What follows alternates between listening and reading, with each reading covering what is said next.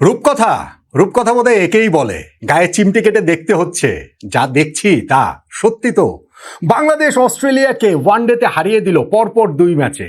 অস্ট্রেলিয়ার বিপক্ষে, মাইটি অস্ট্রেলিয়ার বিপক্ষে, অজেয় অস্ট্রেলিয়ার বিপক্ষে বাংলাদেশ প্রথমবারের মতো ওয়ানডে সিরিজ জিতে নিল আজকে দ্বিতীয় ওয়ানডেতে 5 উইকেটের জয়ে। অবিশ্বাস্য বাংলাদেশের এই জয়টাতে আপনাদের জন্য একটা পুরস্কারের ঘোষণা দিয়ে দেই। এই ভিডিওতে আমি আপনাদেরকে একটা কুইজ দিব এবং সেই কুইজের উত্তরটা যারা দিবেন, বিশ্বকাপ ফুটবল চলছে, বিশ্বকাপ ফুটবলের সঙ্গে রিলেটেড, ওই সঠিক উত্তরদাতাদের জন্য কি পুরস্কার দেওয়া যায়? 2টা জার্সি, ফ্যান জার্সি 2টা, ব্রাজিলের একটা, আর্জেন্টিনার একটা। কুইজের উত্তর দিয়ে সেই ফ্যান জার্সিটা জিতে নেন। বাংলাদেশ জিতেছে, ক্রিকেটে জিতেছে, তার সঙ্গে বিশ্বকাপ ফুটবলের সংযোগটা হচ্ছে গিয়ে আজকেই বিশ্বকাপ ফুটবলটা শুরু হচ্ছে। এবং কত বিশ্বকাপ চলাকালীন সময় আমরা ভারতের বিপক্ষে সিরিজ জিতেছিলাম না? অস্ট্রেলিয়ার সঙ্গে বিশ্বকাপ ফুটবল চলার সময় 2022 সালে অস্ট্রেলিয়ার এই সিরিজ শুরু হওয়ার আবহে কিন্তু আমি আলোচনাটাতে বলেছিলাম এইবারও ওই ঘটনা ঘটে যেতে পারে, এবং এক্স্যাক্টলি সেটা ঘটে গেল। আর ঘটলো বাংলাদেশের কি ভীষণ বীরত্বে, কি ভীষণ দাপটের সঙ্গে। কুইজটা আপনাদেরকে বলছি, তার আগে এই ম্যাচের যে টার্নিং পয়েন্ট, কুইজটা আমি ভিডিওর কোনো একটা জায়গাতে বলবো, টার্নিং পয়েন্ট কোনটা সেটা নিয়ে আলোচনা করতে পারেন। দেখেন, ম্যাচের একদম শেষ জায়গাটা মনে করে দেখুন। মেহেদী হাসান মিরাজ নাথান এলিসের বললে বাউন্সারটাতে তিনি পড়ে গিয়েছিলেন, তার হেলমেটে বলটা আঘাত করেছে। অন্য সাইডে গিয়েও তিনি একটু নিচু হয়েছিলেন, মনে হলো যেন একটুখানি বমিও করেছেন। মাঠে শুধু ফিজিও আসেনি, স্ট্রেচারে চলে এসেছিল, অর্থাৎ মাঠ থেকে তার বেরিয়েই যাওয়ার কথা। কিন্তু বাংলাদেশের জয় পরাজয় তখনও দোদুল্যমান অবস্থা, তখনও বাংলাদেশের আরো 24 রান দূরে ঐতিহাসিক জয় থেকে। মেহেদী হাসান মিরাজ এই দলটার ক্যাপ্টেন, স্বাস্থ্য ঝুঁকি মাথায় নিয়েও তিনি ক্রিজে থেকে যান, রিফিউজ করেন মাঠ ছেড়ে বেরিয়ে যেতে অনেকটা। এবং এই যে সাহসী মিরাজ, এই যে সাহসী যে সিদ্ধান্তটা, বাংলাদেশ যে সাহসটা দেখিয়েছে অস্ট্রেলিয়ার বিপক্ষে, যেইটা আমরা গত ম্যাচ শেষে ওই একটা ছবি দেখেছেন না, যে নাহিদ রানা কি আগুনের মতো চোখে তাকিয়ে রয়েছেন অস্ট্রেলিয়ার ক্যাপ্টেনের দিকে, এবং সেই জায়গাটাতে এই ম্যাচটাতে বাংলাদেশ মেহেদী হাসান মিরাজের এই জায়গাটাতে আমি মনে করি যে আরো একটা ওই ঝুঁকি সত্ত্বেও বীরত্বের জায়গা দেখতে পেলাম আমরা। এবং মেহেদী হাসান মিরাজ তিনিই কিন্তু একটা ছক্কা মেরে বাংলাদেশের এই ঐতিহাসিক জয়টা নিশ্চিত করে দিয়েছেন। বাংলাদেশের সামনে টার্গেট ছিল 192 রান 41 ওভারে করতে হবে, কেননা এটা বৃষ্টি বিঘ্নিত ম্যাচ, মাঝখান দিয়ে অনেকটা সময় বৃষ্টির কারণে চলে গিয়েছে।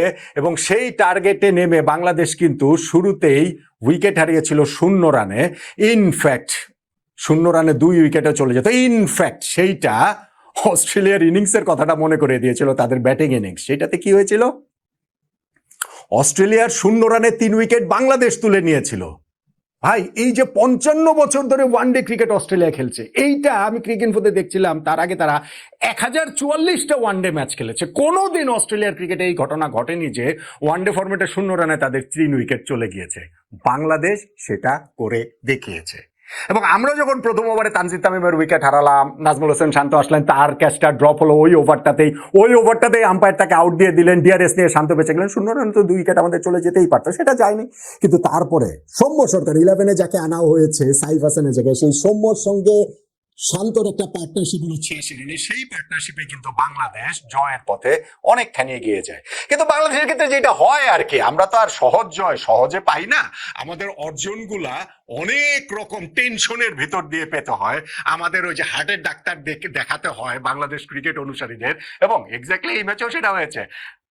42 রান করার সৌম্য সরকার, তিনি একটা রিভার্স করতে গিয়ে আউট হয়ে গেলেন। ওই 42 রানে নাজমুল হোসেন শান্ত, তাকে আম্পায়ার আউট দেননি, ডিআরএস নিয়ে অস্ট্রেলিয়া তাকেও আউট করে দিল। এবং তারপরে লিটন দাস ভালো খেলতে খেলতে তিনিও যখন উইকেটটা হারিয়ে ফেললেন, তার উইকেটটাও চলে গেল। বাংলাদেশ কিন্তু ক্যামেরন গ্রিনে বলে বাংলাদেশ কিন্তু একটু অনিশ্চয়তার মধ্যে পড়ে গিয়েছিল। হ্যাঁ, মোসাদ্দেক হোসেন সৈকতে এসে কয়েকটা শট খেলে প্রেসার রিলিজের চেষ্টা করলেন, কিন্তু সেইটা আবার একটু বেশি বেশি হয়ে যাওয়াতে ছক্কা মারার চেষ্টায় তিনি বাউন্ডারি লাইনে যখন ধরা পড়লেন, বাংলাদেশের 5 উইকেট চলে গেল। জয়ের জন্য তখনও 48 রান প্রয়োজন, এবং আমাদের ব্যাটিং অর্ডারটা তো আসলে অত বড় না, ফলে তার শঙ্কার জায়গাটা ছিল। লাস্ট রেকগনাইজড ব্যাটিং প্লেয়ার তারা, এই তাওহিদ হৃদয় এবং মেহেদী হাসান মিরাজ, এবং তারা বাকি সময়টাতে ঠিকই টেনশন দিয়েছেন আমাদের বটে, তবে জয়টাও নিশ্চিত করেছেন। মেহেদী হাসান মিরাজের ওই যে বলছিলাম যে তার হেলমেটে বল লেগেছে, তারপরে গিয়ে যেটা আমাদের জন্য একটু 24 রান প্রয়োজন ছিল, ওইখানটাতে একটা লেগ বাইতে 4 পেয়ে গেলাম, পরের ওভারটাতে একটা ফ্রি হিটে ছক্কা পেয়ে গেলেন, হচ্ছে গিয়ে মেরে দিলেন তাওহিদ হৃদয়। আর মেহেদী হাসান মিরাজ নিজেও যখন ছক্কায় খেলাটা শেষ করলেন, 22 বলে 22 রানে আমাদের ক্যাপ্টেন অপরাজিত, তাওহিদ হৃদয় তিনি 40 রানে অপরাজিত। বাংলাদেশ 5 উইকেটে জয় নিয়ে এই সিরিজে অস্ট্রেলিয়ার বিপক্ষে অপরাজিত। 2 ম্যাচের 2টাই আমরা জিতেছি। সেই 2005 সালে কার্ডিফের পর অস্ট্রেলিয়ার বিপক্ষে কখনোই কোনো ওয়ানডে আমরা জিততে পারিনি, সিরিজ জয়ের তো প্রশ্নই ওঠে না। ফলে এই প্রথমবারের মতো মাইটি অস্ট্রেলিয়ার বিপক্ষে বাংলাদেশের সিরিজ জয়। যেই জয়ের ভিত্তিটা আসলে তৈরি হয়ে গিয়েছিল আমাদের, কুইজটা কি দিব? আচ্ছা, কুইজটা দিচ্ছি, ব্রাজিল আর্জেন্টিনার জার্সি কুইজটা দিচ্ছি। যেই জয়ের ভিত্তিটা আমাদের তৈরি হয়ে গিয়েছিল আসলে আমাদের সেই বোলিং এফোর্টটাতে এবং ইনিংসের শুরুটাতে, এবং ওই যে যেটা বললাম 0 রানে 3 উইকেট তুলে নেওয়াতে। প্রথম ওভারটাতে, আগের ম্যাচে তো ফার্স্ট বলেই ম্যাথু শটের উইকেট তুলে নিয়েছিলেন তাসকিন আহমেদ, এবার ফার্স্ট বলে পারেননি, তবে ওই বোল্ড করে দিয়েছেন তিনি, হচ্ছে গিয়ে ফার্স্ট ওভারটাতেই। মুস্তাফিজুর রহমান পরের ওভারটাতে তুলে নিলেন কুপার কনলি এবং রেনশোর উইকেট। 0 রানে 3 উইকেট অস্ট্রেলিয়া চলে গেল। হ্যাঁ, তারা একটু রিকভার করার চেষ্টা করেছে, তবে পাওয়ার প্লের মধ্যেই তাদের কেয়ারের উইকেটটাও মুস্তাফিজ তুলে নিয়েছেন। অস্ট্রেলিয়ার 4 উইকেট চলে গিয়েছে, উইকেটটাতে মানে 0 রানে 3 উইকেট গিয়েছে, সেখান থেকে পাওয়ার প্লে তার একটা উইকেট গিয়েছে, আরো 2টা উইকেট এই ম্যাচে একাদশে, যার জায়গাটা একটু প্রশ্নবিদ্ধ ছিল। আমি বলেছিলাম যে না, তানভীরের বদলে আসলে রিশাদকে খেলানো উচিত। সেই তানভীরের উপরে টিম ম্যানেজমেন্ট আস্থা রেখেছে এবং সেই তানভীর কিন্তু 2টা গুরুত্বপূর্ণ উইকেট নিয়ে দিয়েছেন এবং 81 রানে অস্ট্রেলিয়া 6 উইকেট চলে যায়।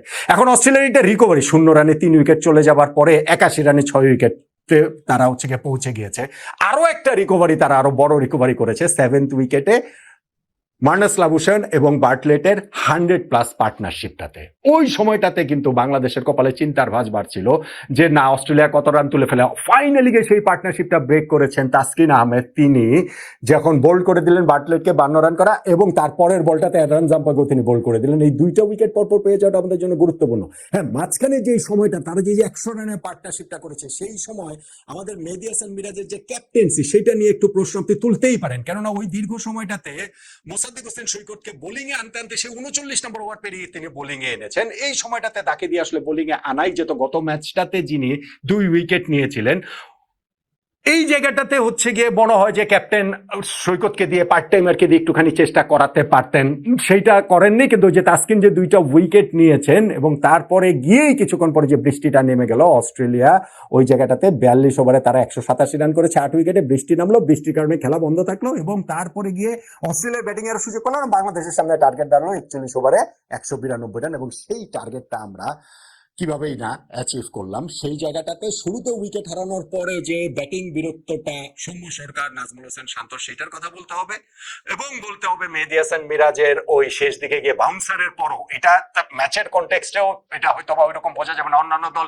স্কোর কার্ড দেখলে হয়তো বুঝবে না যে না ঠিক আছে, তিনি আউট হয়ে চলে গেলেই বা ক্রিজ চলে গেলেই বা কেউ তো 24 রান তো প্রয়োজন ছিল। বাংলাদেশের জন্য ভাই ওইটা কোনো শিওর শট ছিল না, ফলে ওইটাও আমার কাছে আসলে ভীষণ ভীষণ ভীষণ রকমেরই গুরুত্বপূর্ণ। তাহলে এই ম্যাচটা বাংলাদেশ যে জিতলাম, আমরা 5 উইকেটে জিতলাম, অস্ট্রেলিয়ার বিপক্ষে প্রথমবারের মতো ওয়ানডে সিরিজ জিতলাম, সেইখানটাতে টার্নিং পয়েন্ট কোনটা? টার্নিং পয়েন্টের আগে আপনাদেরকে ওই কুইজটা দিয়ে দিয়ে বলছিলাম যে ব্রাজিল আর্জেন্টিনার জার্সি আপনাদের জন্য উপহার হিসেবে রয়েছে। সেইটা হচ্ছে গিয়ে বিশ্বকাপ ফুটবল তো আজকে শুরু হচ্ছে।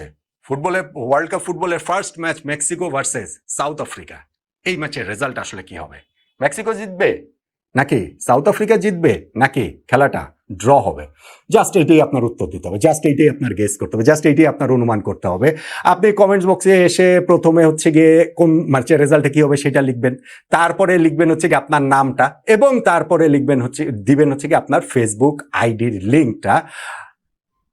যারা সঠিক উত্তর দিতে পারবেন, সময়সীমা হচ্ছে গিয়ে ম্যাচ শুরু হওয়ার আগ পর্যন্ত, বাংলাদেশ সময় রাত 1টার সময় এই ম্যাচটা শুরু হবে, তার আগ পর্যন্ত সময়সীমা। এবং সেইখানটাতে যারা সঠিক উত্তর দিতে পারবেন তাদের মধ্যে একজনকে ব্রাজিলের জার্সি এবং একজনকে আর্জেন্টিনার জার্সি উপহার হিসাবে দেয়া হবে। বাংলাদেশ জিতেছে, বাংলাদেশের জার্সিও কি উপহার দেওয়া উচিত? আচ্ছা ঠিক আছে, আরেকটা ভিডিও করবো, সেখানে না হয় ওই বিষয় নিয়ে আবার আলোচনা করব। কিন্তু এইটাই হচ্ছে কি আপনাদের জন্য গিফট। আর টার্নিং পয়েন্ট, আমি যত অন্যান্য অনেক আলোচনা করেছি, কিন্তু টার্নিং পয়েন্ট ভাই ওইটাই, 0 রানে অস্ট্রেলিয়ার 3 উইকেট তুলে নেওয়া। ওই যে ম্যাচের শুরুতেই আমরা নিজেদের করে নিয়েছি গ্রিপটা, সেই গ্রিপটা মাঝে মাঝে একটু আলগা টালগা হয়েছে বটে, ওই পার্টনারশিপটাতে বলেন কিংবা আমাদের দ্রুত কয়েকটা উইকেট হারানোতে বলেন, কিছু যায় আসে না, শেষ পর্যন্ত আমরা সিরিজ জিতেছি 0 রানে অস্ট্রেলিয়ার এই 3 উইকেট তুলে নেওয়াটাই এই ম্যাচে বাংলাদেশের ঐতিহাসিক টার্নিং পয়েন্ট। আর কুইজের উত্তরটা আপনি দিয়ে দেন কমেন্টস করে, সেই জন্য আপনার ব্রাজিল আর্জেন্টিনা জার্সি